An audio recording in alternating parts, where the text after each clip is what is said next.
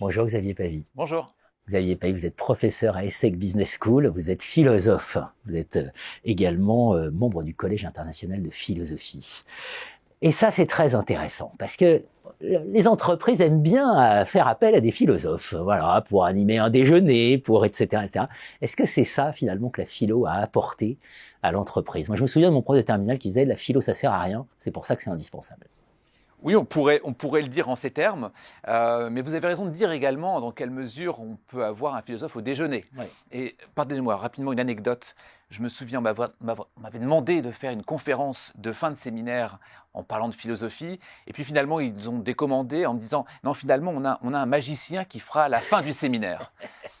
Et je m'avais effectivement une réaction philosophique à ce moment-là, avec la prise de recul, la distance, en me disant mais finalement, comment était considérée cette notion de philosophie quand on peut être remplacé par un magicien? Ce que je ne savais pas faire. Et cette dimension-là est importante, c'est-à-dire comment est-ce que finalement on va qualifier la philosophie? Et à ce titre-là, j'ai toujours essayé d'avoir une position plutôt radicale qui est contre la philosophie d'entreprise, qui est quelque chose sur lequel je ne me sens pas du tout à l'aise et auquel je ne crois pas. Parce que je respecte les deux.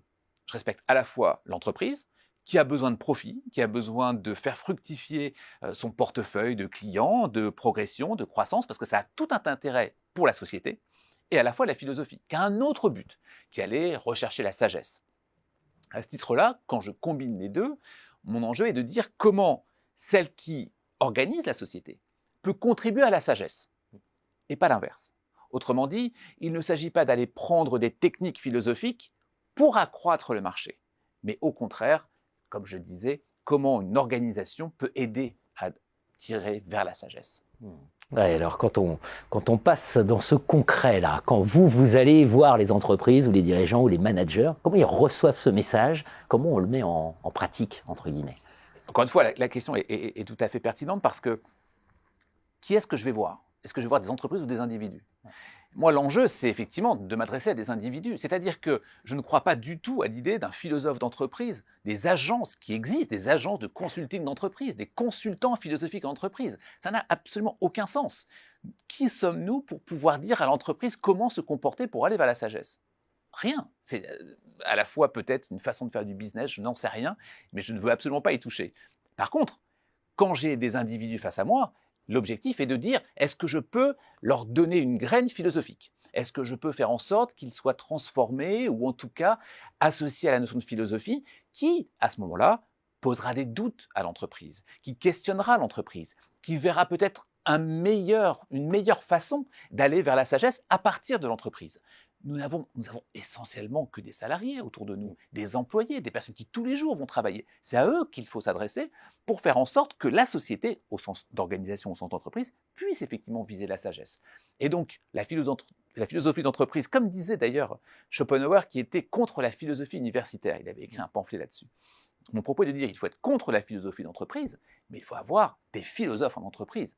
Et ce n'est pas un philosophe qui vient de temps en temps, c'est au contraire les salariés, les individus. Message très très fort à l'heure de la raison d'être, des sociétés à mission, etc. C'est bien, pose des questions philosophiques. Puis j'ai envie de dire, parfois, c'est le dirigeant qui est philosophe, ou qui fait presque de la philosophie sans le savoir. Vous m'avez raconté une histoire que j'adore sur le patron de Southwest Airlines qui, à un moment, décide de ne pas se développer. C'est génial. Oui, j'ai eu la chance de le rencontrer. C'est de la philo, ça, quelque part. Est-ce que c'est une philosophie? Enfin, je sais pas, je pose la question. Ce qui m'avait perturbé, c'est quand je l'avais rencontré, on avait beaucoup discuté à la fois de philosophie, parce qu'il était diplômé lui-même de philosophie, de Harvard, tout comme il était diplômé de droit. Et je lui ai posé une question vraiment tout à fait banale. J'ai presque honte de la dire aujourd'hui, mais je lui avais posé la question, mais pourquoi Southwest Airlines, qui est si successful, pourquoi est-ce que vous n'êtes pas allé au Canada, au Mexique, et pourquoi vous n'êtes pas ailleurs? Et là, il me regarde, il me dit, mais Xavier, je suis suffisamment riche, mes clients sont satisfaits, mes salariés sont suffisamment riches, pourquoi est-ce que je vais aller m'ennuyer avec des devises, avec des vols internationaux, avec autre chose? Pourquoi ne pas rester finalement dans une organisation qui satisfait tout le monde? Et ce point-là était extrêmement puissant, extrêmement intéressant. Et il avait une forme d'humanité sur tout un tas de sujets.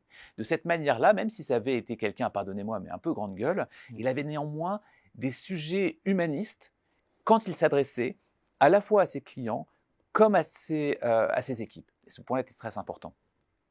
Extrêmement important. Donc, entreprise, intéressez-vous à la philosophie, pas seulement dans une vision utilitaire, et dirigeants, méditez, êtes-vous finalement philosophe. Voilà. Exactement. Merci à vous, Xavier. Merci.